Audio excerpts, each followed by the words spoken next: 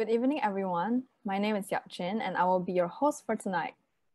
On behalf of the JPO family, we'd like to extend a warm welcome to everyone tuning in for tonight's broadcast. We hope that everyone is doing well and staying safe indoors. A friendly reminder to maintain good hygiene at all times and maintain social distancing when heading out. As we like to continue improving your experience with us, please help us achieve this by completing the poll that will be published during the broadcast. If you have any questions, please feel free to type them in the Q&A section down below. To anyone who is interested in sharing tonight's broadcast, a live feed will be shared on the JPO Facebook page and a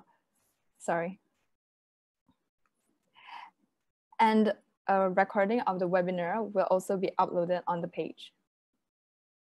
Tonight's seminar features Jebat, with his topic being the joy of collaboration.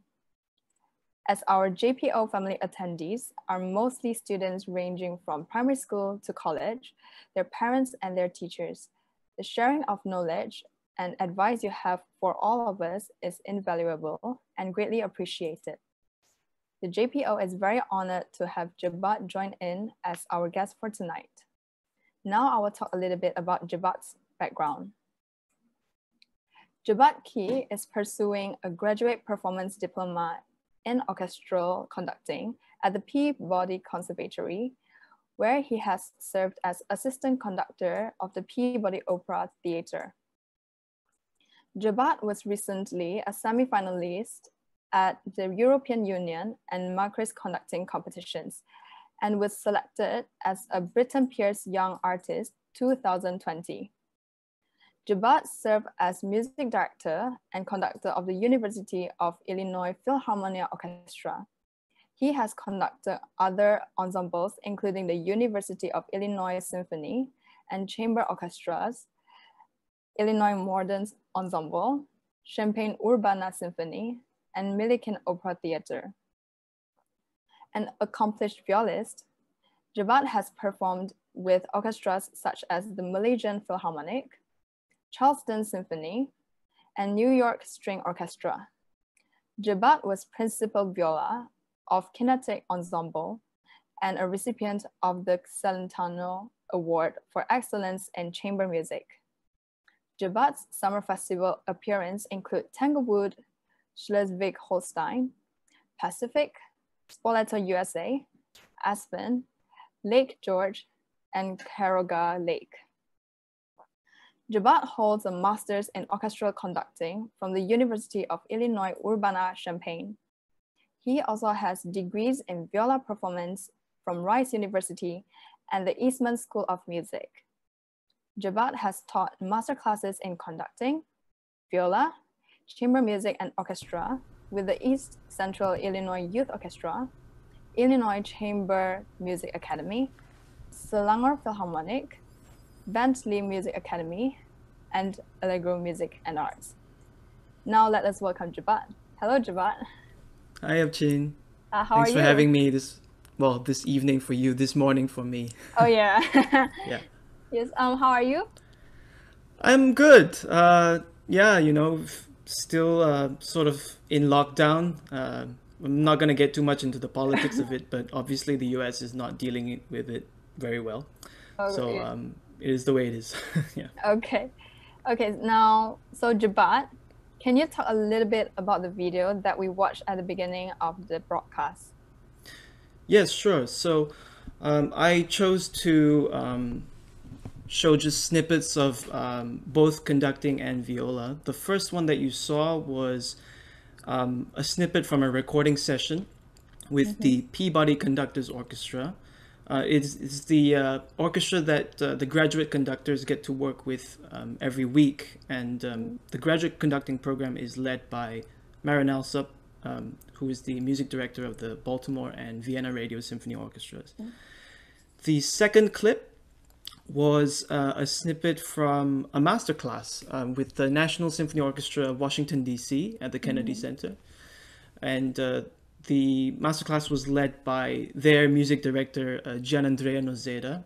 And that was a snippet from Beethoven's Second Symphony.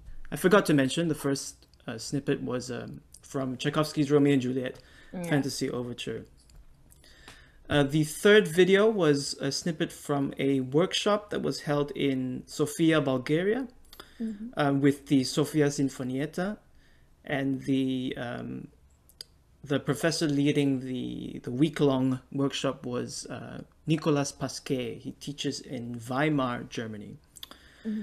Then we saw a few clips of viola, of me playing viola in various forms of chamber music. The first one was from the Tanglewood Music Center, where I was one of the viola fellows. So that was a snippet of Beethoven's septet.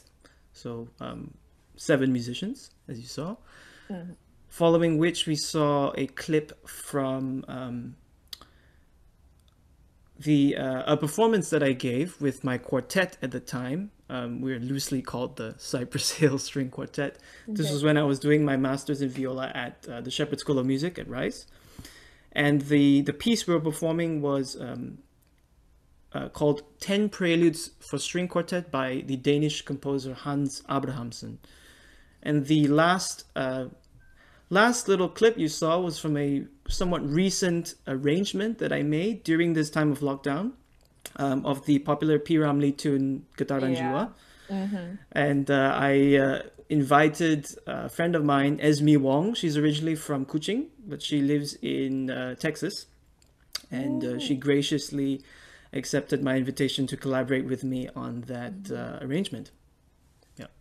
Ah, okay. Interesting. Okay. Can you tell us about how you began making music with others and the lessons you've learned during your journey? Sure. So I started playing music from a very young age. I was about 5 or 6 on violin and piano. And even though, over the course of,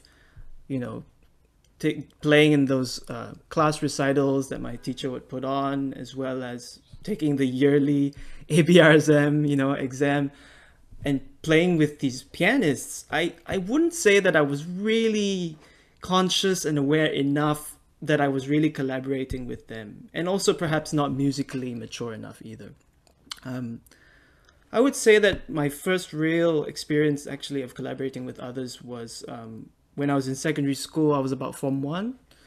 And back then I was a pengawas prefect. And the teacher in charge of the prefectorial board asked a friend of mine if he wanted to set up a prefect's band. And he asked me if I wanted to join. And I was like, really? Me? What would I play? Violin? Piano? And he's like, oh, you should play violin. He found it really cool. So I was like, okay, we'll try and fit that into our rock music. Sort of, brought my creative mind to the process and ended up being a great time. And from there, I started playing more in bands with other people. Taught myself guitar, started writing some of our own music as well. There was a period of time that I just wanted to be a rock star. But when I was about I think I was 14, was when I joined the Malaysian Philharmonic Youth Orchestra, MPYO. And this really, this completely changed my life. It was the first real exposure to orchestral music and playing in an orchestra. I never played in an orchestra before. And of course, our conductor, Kevin Field, was great inspiration. He also really cultivated some excellent core values in us, not just as musicians, but really as people. But I think the most important aspect of that whole experience was the sense of community that I felt, and the sense of belonging. And it was from there that, I also, of course, built many great friendships, and decided that I wanted to pursue music for real. And I also began playing more chamber music, both within the MPYO program as well as outside of it. Switched to viola and never looked back. And from there, I began my studies in Singapore at Yong Siu To, before I then moved on to the States, where I have been since. And also very lucky over the years to have attended various summer festivals, as you can see through some of the photos here. A few in the States, one in Germany, one in Japan, also once in Australia. And not only did this enable me to sort of widen my musical palette, but also give me the chance to meet people from all over the world. And as far as, what I've learned, I think the main thing that comes to mind is this idea of building empathy, being able to share an experience and learn to understand from people of different backgrounds who have been through different circumstances, that everyone has a unique story, and should be celebrated, I believe. And also, very importantly, this concept of listening, whether you're in a conversation or in a musical situation, and being open to others' ideas. You know, in chamber music, we're playing with others, and we're working together really for the sake of the entire product. So this idea of selflessness as well, where, you know, you're really not focusing on your own part so much, but really on the collective, is very important when it comes to collaborating with people. And all, just to really sum up, just to say that after all these experiences, and, you know, with the experiences that I continue to have, is that we are stronger as a group and as a community. And hopefully, you know, everything that I've said can also be applied to other facets of life as well. So yeah. Okay. Now that you are a conductor, how do you approach the idea of collaboration? Yeah, so, you know, the majority of the work that we do as conductors occurs behind closed doors, alone, mostly in silence, you know, before the first rehearsal. And for me, you know, even from that first moment of opening a score, looking at a piece of music for the first time, I'm already approaching it from a sort of collaborative point of view, which might sound a little strange. In that, you know, I see myself as sort of this open musical vessel, if it were, and allowing the notes, the markings in the page to transmit themselves on into me, into my soul, if you will, and really trying to interact somehow with that, and asking myself and the score questions, trying to sort of decipher certain things, demystify what the composer has written. And then comes, you know, the first point of contact with the musicians, whether, you know, how, regardless of the size of the ensemble or if it's an orchestra. Some people might think that, you know, the conductor is there, conductor is the boss, and, you know, whatever conductor says, you do, and you shut up, you know. But to me, you know, look, that statement is not entirely true. It's not entirely false either. But from my point of view, at least what my approach is really born out of my experience having been an instrumentalist and playing with so many different people and working with so many different people. My philosophy, I suppose, would be based on two main things: collaboration and mutual respect. I think these are really essential to my definition of ensemble playing. And that my role as a conductor really is to facilitate the music making process rather than dictate.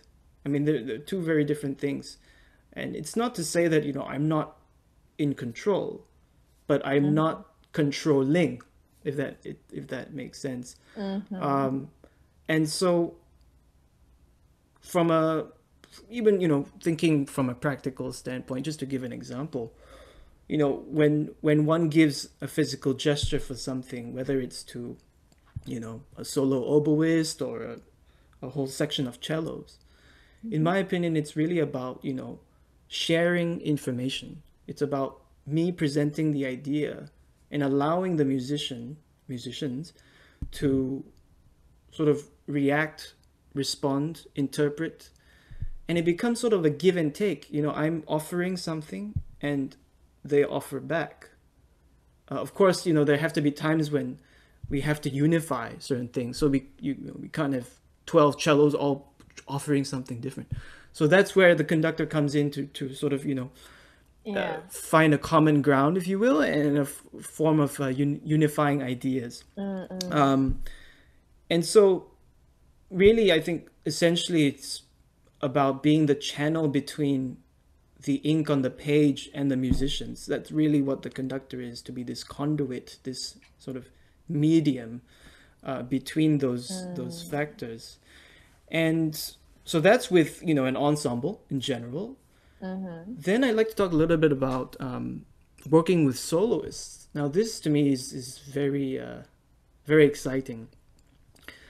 There's something about, performing a concerto with soloists where it really involves a lot of spontaneous music making, finding that balance between sort of predicting what a soloist is about to do, but also sort of just reacting, being very in the moment. And because if you predict too much, then it becomes, a bit stale. So I find this spontaneous element to be really what keeps it alive. And in a sort of similar way, this can be applied to the experience of working with singers. And I think in this case, I'm sort of referring to singers in an operatic setting, where, for singers, their body is their instrument. And so it's very fragile, but it's also, the inner workings of our body are changing all the time. And any given day, any given time, one might feel differently in the body. And therefore, what I've found is that, a particular musical phrase could be different every time. And so as a conductor working with a singer, it's also about finding that balance between when to lead, when to sort of let them lead, and provides for a very fascinating experience because, it's not that they're not consistent per se, they're not trying to be inconsistent, but it's always a little bit different. And so you have to be really on the ball and feeling their breath and being really in the moment with them. And the last point that I think I want to mention, which I think is very important, is the idea of collaborating with composers. And in this case, I mean specifically living composers. Generally speaking, and of course it's different in different parts of the world, and even different regions within a certain country. But I find that our field of classical music is a little backward in the sense that, we have this tendency to almost worship the composers of the past, which, don't get me wrong, I mean, I love music of the past. Like, that's a big reason that, I, having played in orchestra and being exposed to all that music and continue to, it's, I mean, some of the greatest music ever written.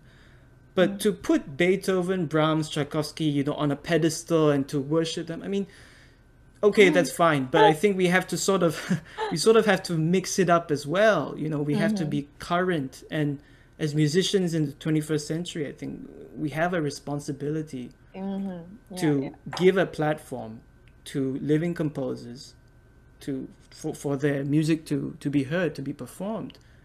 We have to advocate and to champion these composers.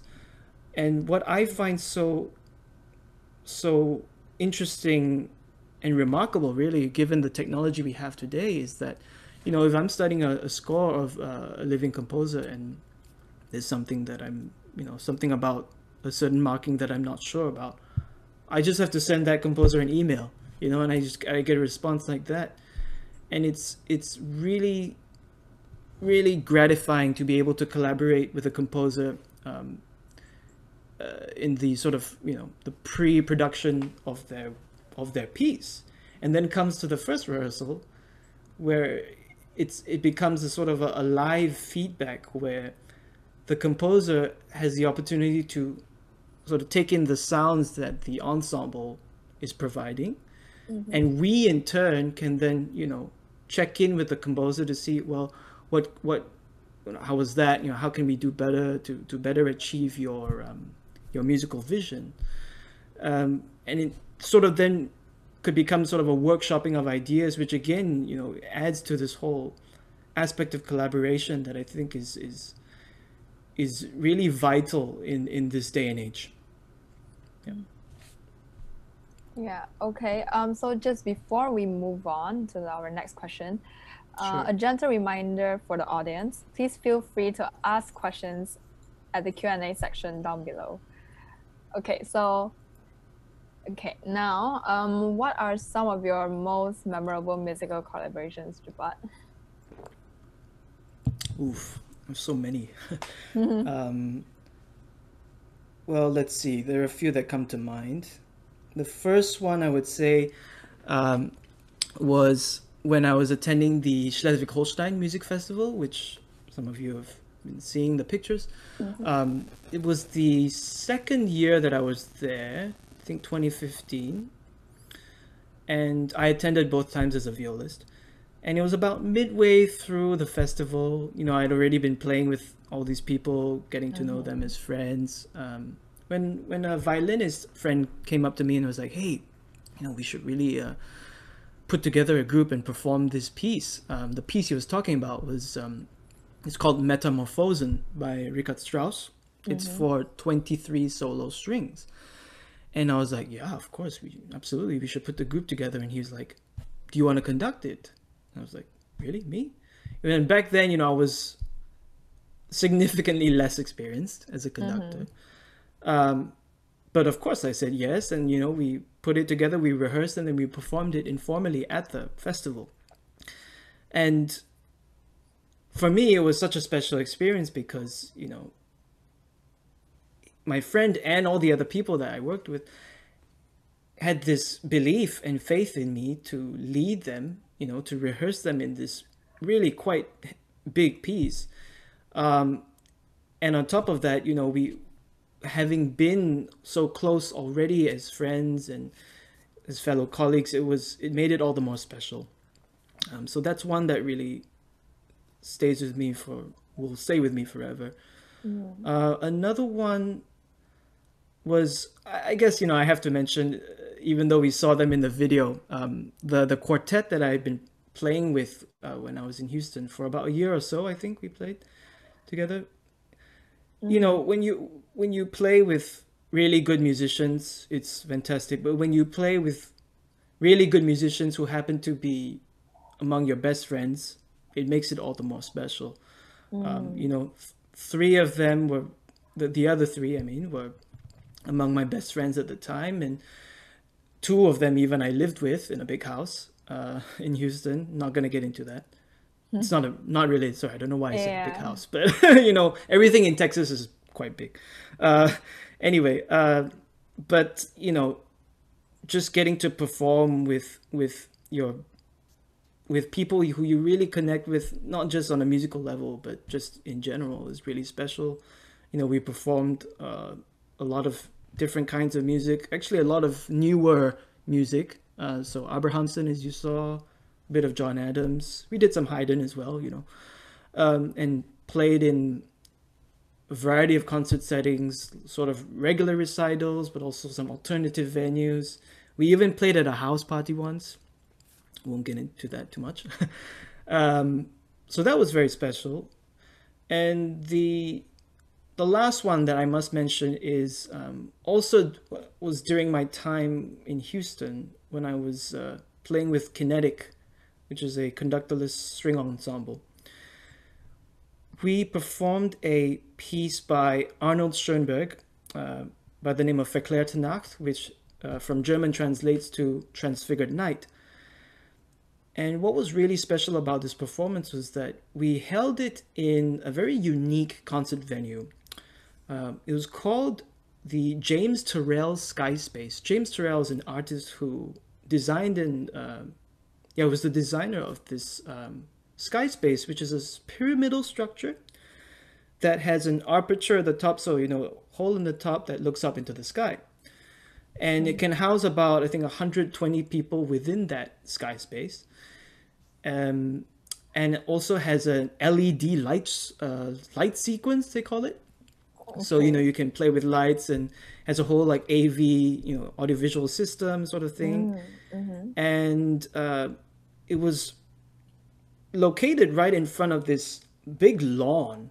So, you know, in addition to having all the people within the sky space itself, in a very intimate setting, by the way, we also had a lot of people sitting out on the lawn. who were able to hear the music because of the the AV system. And what was really special was, this was in November of one year. I can't remember what year, but November in Houston is just, has brilliant weather. I mean, it's just the best kind of weather. And we timed the beginning of the performance such that it started very close to the time of sunset. And so within, it's a 30-minute piece. So within the first, I don't know, 10, 15 minutes, it was all dark. And, given the piece is themed, one of the large themes is obviously night. This was a very special way of sort of incorporating nature into this sonic experience. And of course, given all the lights, and it was just really, really special, special collaboration. And of course, to mention that, I played with this group for 3 years, and we worked very closely together the whole time, and we learned a lot from each other from our collaboration together. Okay. Okay, thank you for answer. So next one will be, during this time of quarantine, how have you been coping with the lack of opportunities to collaborate with others? Yeah, it's been difficult for sure. Especially now as a conductor. Of course, I mentioned before, one can study all they want and look deeper into the score, which is great, but missing that human, actual human contact is a very real thing. Well, I think the first thing that I did really at the beginning of lockdown was to get back to arranging. Having done a bit of composition and, well, slightly, just a bit of composing on the side in the past and a bit of arranging. It was nice to go back to that. And so that arrangement of Gataranjiva that we saw was the first of a series of 6 that I made. And these were all non-classical tunes, and I reached out to friends all over the world who agreed to remotely collaborate with me on those. So that was fun, but of course it's not the same thing. Yeah. And I was particularly happy to get to do an arrangement of Amazing Grace, which was, I think, the last of the 6, at least thus far, that I've done. That arrangement was sort of born out of this, really to commemorate the totally essential work that the public, frontline public health workers have been doing during this time, and to really, show appreciation for the great importance of what they do, and also sort of doubled as a song for healing during a very difficult time recently in the US, speaking out against police brutality and racial injustice. So, trying to find ways to collaborate with others, despite, the fact that we have to be apart, but also speaking out for good causes. Aside from my own arrangements, I've been invited to collaborate in a variety of other kind of video, a lot of these, we're seeing a lot of these video collaboration videos. Yeah. Recently, I was asked to record some viola tracks on a tune with the Afro-Caribbean Jazz Collective, which is a group that my friend is, he's in charge of, I guess. So that was fun. And also there's been a project of collaborating with violists all over the world where we play, each violist plays 1 bar of music. So it's, we pick a piece, each violist plays 1 bar, and then someone puts it all together. It's quite a neat little idea. I don't know. To me, it's just such a violist thing. It's kind of cute, So that was fun. And I've also been doing some of these weekly webinars where I host a webinar on string techniques with conductors. We pick a piece different piece every time. And just this past weekend, actually, I incorporated my first special guest on the webinar. So getting to collaborate with her, going through a piece of music that we performed together some years ago and sharing our knowledge and experience. So all in all, it's been, of course, it's not the same as, collaborating in real life, but trying to adapt and find ways in this current climate to still do so. Yeah, like the new normal. Yeah, really is. Yeah. Yeah. Okay, so what is your view or any advice for JPO on what they are doing, like normal orchestra activities, teaching outreach, music exam board, and this broadcast program? Yeah, let me start off by saying I've been very impressed from what I've heard about the initiatives that the JPO has been taking. Specifically, I think with this emphasis on giving to the community, providing instruments for young students who might not otherwise be able to afford it, and quality music lessons, of course, and all the various programs within the orchestra program, the WIN program, chamber music, and all that, as well as what I have come to understand is somewhat flexible music exam board, really targeting, for the lack of a better word, weaknesses of a particular student, but really, honing in on those issues to really help them through that. So that's been very, to me, I'm very pleased to hear all that going on. And just since, I'm here as part of this broadcast, just wanting to say that, I've also been on the other side as an attendee of many of these types of webinars during this time, and how it's been very, very enriching to get to connect, I guess, even though we're apart, and to hear from, artists that I really look up to all over the world. It's just provided such a wealth of knowledge and experience, and I'm just really, really very honored to be now on the other side and trying to share what I have to say as well. So I hope that this initiative continues even post, MCO, because, clearly we've found that, especially given the technology of today, we're able to connect across borders and all over the world, and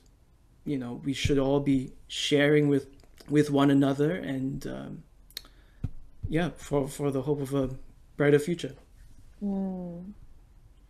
Okay, so now let's move on to the Q&A. So this is from someone.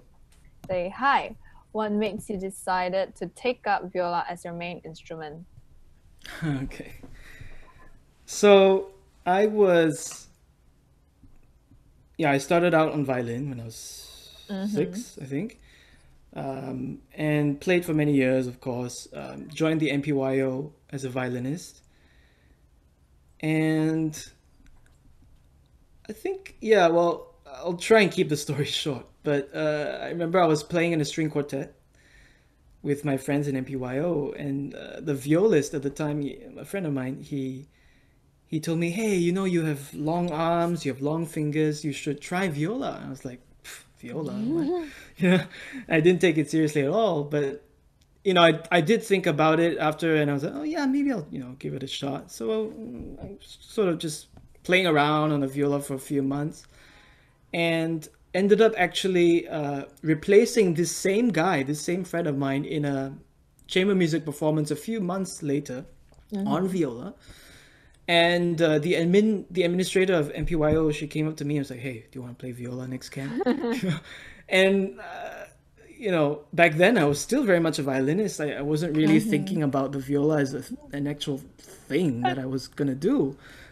So I told her, okay, I'll play for one camp. If you promise me I can go back to violin after that camp. And she's like, okay, fine. Because, we're always missing, we don't have enough violas. That's just a universal Yeah. problem, especially when it comes to youth orchestras, education. Mm. So I played viola that camp, and within that camp, I just fell in love with the instrument. And really its function within the orchestra. I think what's special to me about playing viola in the orchestra is, most of the time we're in the middle of the orchestra. Sometimes we sit on the outside, but just being that middle voice, being in the middle has really, enabled me to sort of open my ears to everything else that's around me. And, this really has fit into my philosophy as a conductor as well today. So yeah, it really opened up a lot of doors for me as well. And that's sort of the story. Okay, so another question. In terms of collaboration, what is the main ingredient that is necessary to make it really work as you see it? And did you have an awkward moment where the person or group that you are collaborating didn't really work with you receptively? I'll answer the second part of the question first. Yes, there have been many awkward moments. Of course, naturally, when you work with a group of people, let's just take four people in the string quartet. You have four individuals with four unique ideas, four egos. I'm thinking back to the time of working with my friends, the all-guy quartet, the Cypress Hill. Of course we had difficult times. I mean, I think maybe also the fact that we were such good friends also at times made it a bit harder. Because of course there are moments of tension and, one person might disagree with the other. But I think what's really important is to really, again, it comes back to this idea of selflessness, to really go in with the goal of,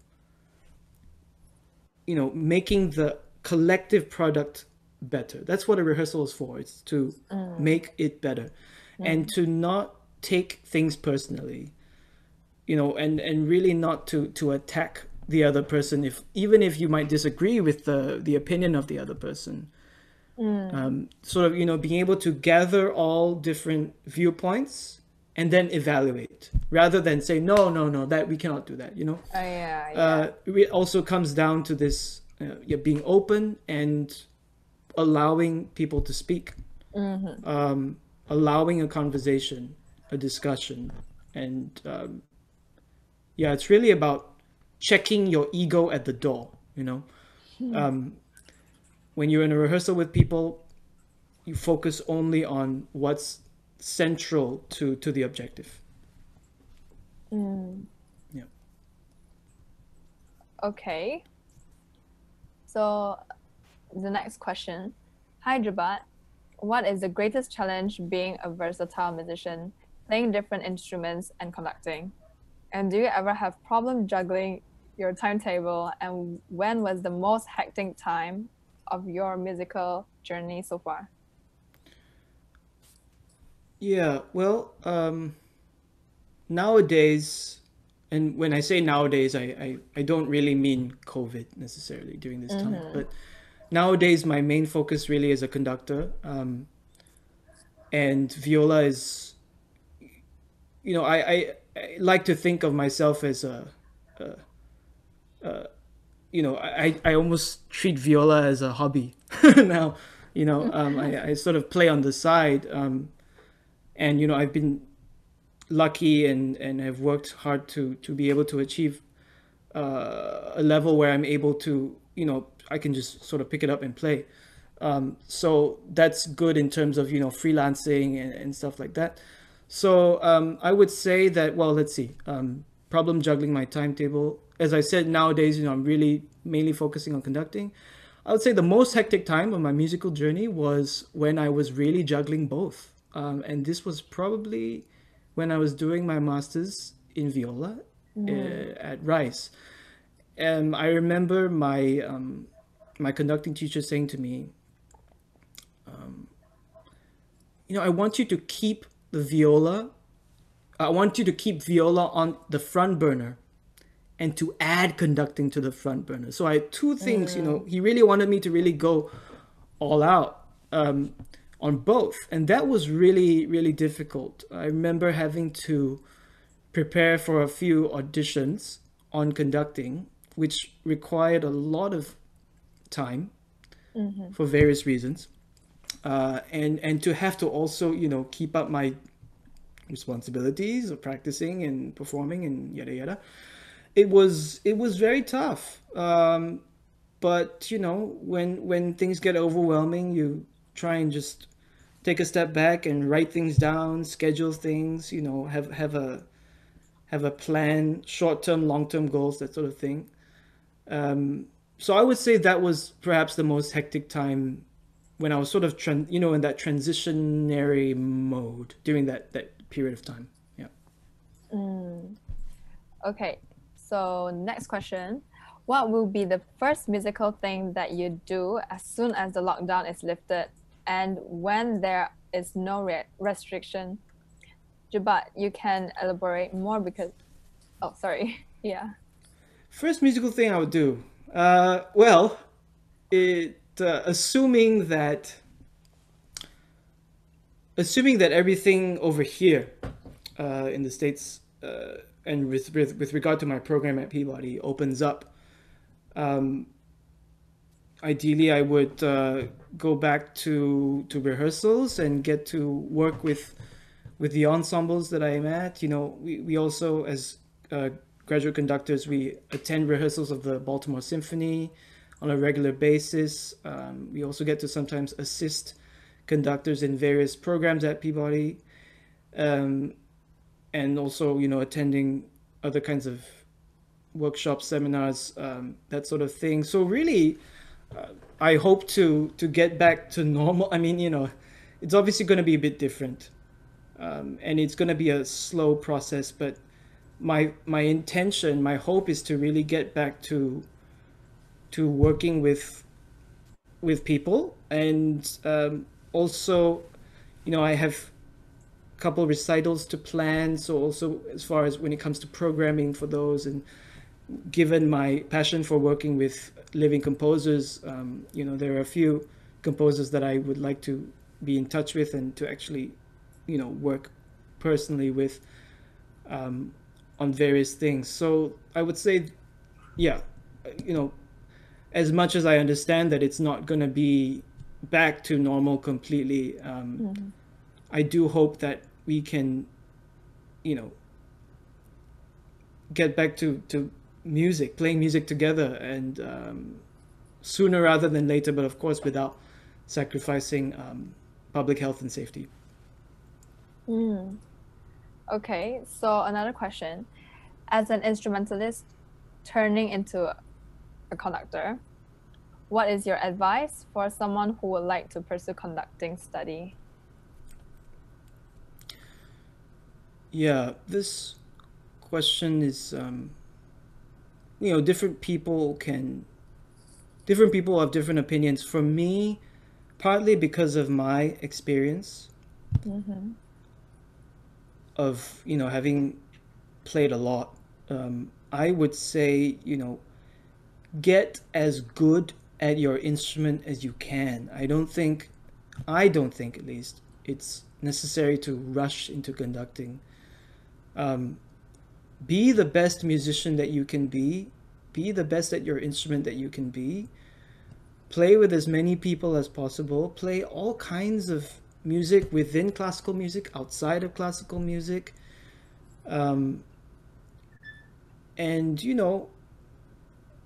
even when you're, it starts really with exploring the idea of score study. I mean, for me, for many years, I didn't really study the music I was playing. Back then, I only just wanted to play, play. Yeah. So this concept of study was like not really in my mind for a while. So, one can develop the habit of, even if you're preparing a concerto, you're preparing a sonata, really, study the piano part, study your own part, really look at it as a musical composition, the structure, all the different elements behind it. So often we have students like, okay, my teacher gave me this piece, what do I do first? Listen to a recording, listen to a recording, and then try and copy, and that when you're young, when you're really young, I think, I did do that as well, of course. Everyone's kind of guilty of that. But if you're really interested in getting deeper into the music, and from a practical standpoint, really getting in touch with the score itself, the page, the music on the page, then those habits have to start from an early point, and one can do that as an instrumentalist with your own instrumental music. And yeah, like everything else I said, really get as good at an instrument as you can, and then start to explore, maybe workshops, get in touch with teachers who might be able to give you some guidance. Get together a group of your friends, maybe, to read something with you, and you record yourself, show that video to a teacher to give you some feedback, and then things will lead, one thing will lead to another. But the biggest, the biggest thing I have to, again, I have to reiterate, is to just don't rush, and really, aim to be the best musician that you can be, and really get a deeper understanding of what music feels and sounds, and just be exposed. Just expose yourself to as much as you can. Yeah. Okay, so this question is from Gorilla 6. Why did you decide to go into conducting? Yeah, again, this will be kind of a bit of a story, I guess. I had always been fascinated by the act of conducting, I guess. I remember when I was, whether it was, in MPYO or even in the first couple of years of being in uni, I would find myself, walking along the street, like singing along to a piece, and just kind of waving my arms, without really thinking. And it wasn't until I was a junior, so third year at Eastman School of Music during my bachelor's, where I took the basic conducting class, which a lot of people have to take. And, it's this big group of like 60, 80 of us. And I had a chance one day, in the big class, to conduct for like 2 minutes or something. And one of the graduate conductors, a doctorate student at the time, he came up to me, and he was a friend of mine. He said, hey, you should really think about pursuing this. It's a bit reminiscent of the viola story, right? And I was like, oh yeah, really? You think so? And one thing led to another. A different graduate conductor came up to me and said, hey, do you want to conduct this piece on this new music ensemble concert? And I was like, really? I was so overwhelmed by that at the time. And I remember thinking, I was just so terrified of the prospect. But, you learn with experience, and just started doing a little bit more of, conducting on the side. I would say there was a very natural transition from being an instrumentalist to a conductor, and I'm still both, obviously. But I think the main reason, if I have to really pin it down, is this desire to really get deeper into the music that I was studying, performing, born out of, again, this experience of being in the middle of the orchestra. Really, I found myself a lot of the time paying attention to everything else instead of my own part. And I think that's really crucial in an ensemble setting. When you're really, I remember sort of playing and listening, like, oh, cool, wow, the horns and the bassoons have something really cool there, and trying to sort of imagine what it would look like on a score. And I think, trying to find that connection between what you hear and what you see is crucial also in this development of score study as a conductor. Okay. Okay, so this question is from Amanda Kaitan. Hi, Jebat. Can you share more about your conducting studies in Peabody? Sure. Every conducting program in whether it's in the States or in Europe or anywhere is a bit different. And so the program at Peabody is it's interesting. They're usually anywhere between 8 and maybe 12, 13 people in the conducting studio. All graduate students, of course. And we get to work with both a string quintet and piano type of setting, as well as a full orchestra setting. So the first video you saw was from the full orchestra setting, but we also get to work with quintet and piano. And these courses, I guess, if you want to call them, are taught and led by Marin Alsop when she's around. And when she isn't around, Joseph Young, who is the director of orchestras at Peabody, will teach. And sometimes we also have guest conductors. So let's say, so-and-so is conducting the Baltimore Symphony that week. Sometimes they'll be invited then to also teach us, the graduate conductors. So getting, these a variety of opinions and teaching styles to be exposed to that is very special. And as I mentioned, also we get to attend Baltimore Symphony rehearsals at any time, concerts as well. So, getting to watch rehearsals is very important, I think, to really learn how it is, in the real world, I guess. And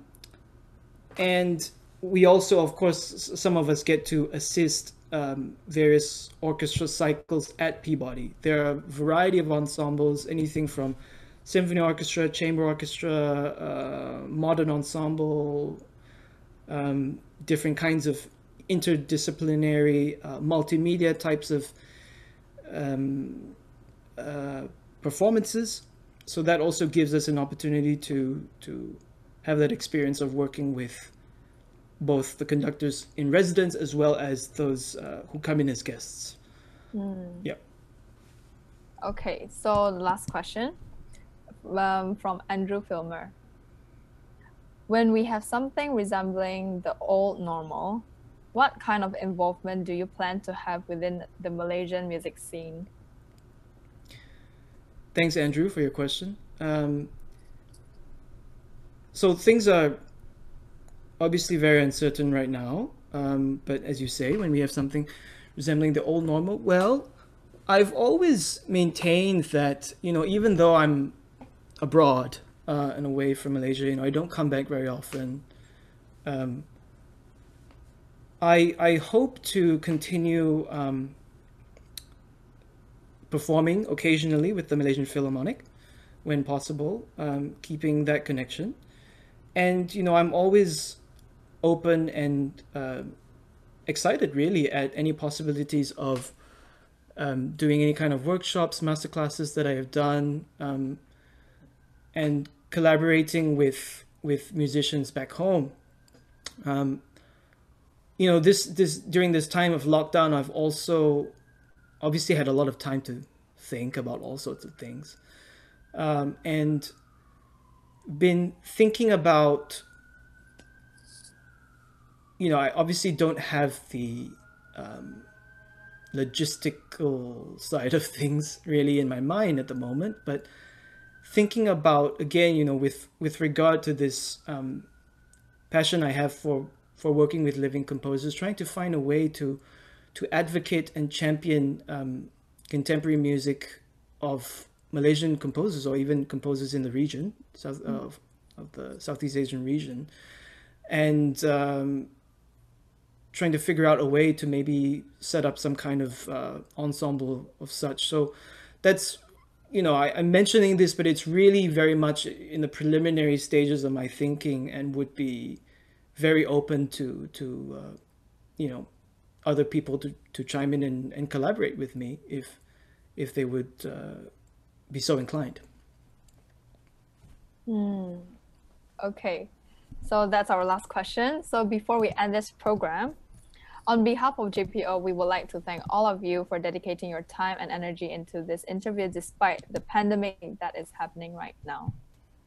We would also like to thank everyone who has attended and supported this program. You guys have been great. I hope you guys got the answer you wanted. This broadcast will be on every Wednesday and Sunday night at the same time until further notice. Now, I will end with prayer. Please pray in whatever faith you believe in for the COVID-19. Let us pray. Dear Lord, thank you for giving us the opportunity to come together, continue running this program at a moment like this. I want to pray for the nurse and the doctors from around the world who has been constantly treating patients with COVID-19. And I hope people who diagnosed with COVID-19 will get better soon. Lastly, I pray for our safety and health, and may the future there be peace within. In Jesus' name I pray, amen. Okay, so thank you everyone for tuning in, and also thank you, Jebat, for taking your time to share your story. Thank you for having me. Hope everyone stays safe. Looking forward to when we can meet in person again. I look forward to that too. Okay, so see you all next time. Bye, Jebat. Bye, everyone. Bye. Bye. Good night.